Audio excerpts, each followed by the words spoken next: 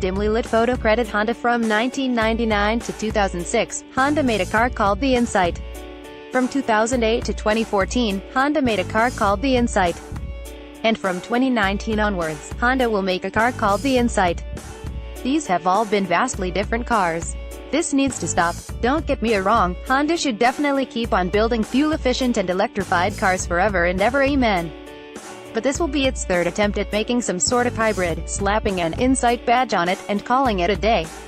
The first Insight was a weird teardrop-shaped first-generation hybrid that was remarkably fuel-efficient, and which very few people bought. Because who the hell wants a weird teardrop-shaped oddball at the end of the 1990s? Photo credit Honda. Nobody bought that, at least partially because it was bad, so Honda killed it and futzed around with an Accord hybrid and Civic hybrid for a while, which nobody wanted, either. The second-generation Toyota Prius was meanwhile selling like hotcakes, so with that in mind Honda set out to make a new hybrid. It decided to make it look like a Prius clone, and naturally, it decided to call the car the Honda Insight. That car sold well enough in Japan, but very few other people wanted it, and compared to the Prius it was also bad. So Honda killed that one, too. This new Insight, debuting as a prototype in a couple of weeks at the Detroit Auto Show, this is what Honda calls its near-production concepts, is yet another hybrid. Honda, however, is extremely adamant that this one will not be bad.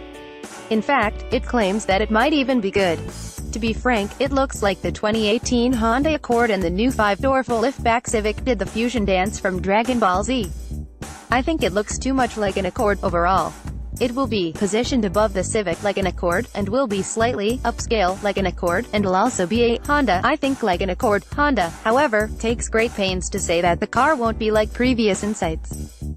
It say the new Insight takes an entirely new approach, and that it offers competitive fuel economy, unlike the first two generations of Insight, which is just a beautiful cell phone. But it doesn't have to be this way, Honda. You don't have to keep calling it the Insight. You don't have to keep reminding everyone of your past failures. You don't have to be piling on your owns in the hopes that we won't do it for you. It's time to call the Insight something else. I mean, look at this thing. It looks very much fine and okay. The interior seems to be alright, even okay. The outside is a bit boring if not terrible, and it'll probably be boring to drive, but that's not the point. When the next inevitable collapse comes and oil shoots through the roof once more, I'm sure plenty of very reasonable Midwesterners will want one of these things. Just call it something else. Call it a high flyer. Call it a super efficiency fun mobile. Call it a Dave. Just don't call it an Insight. Please, it's gotta stop.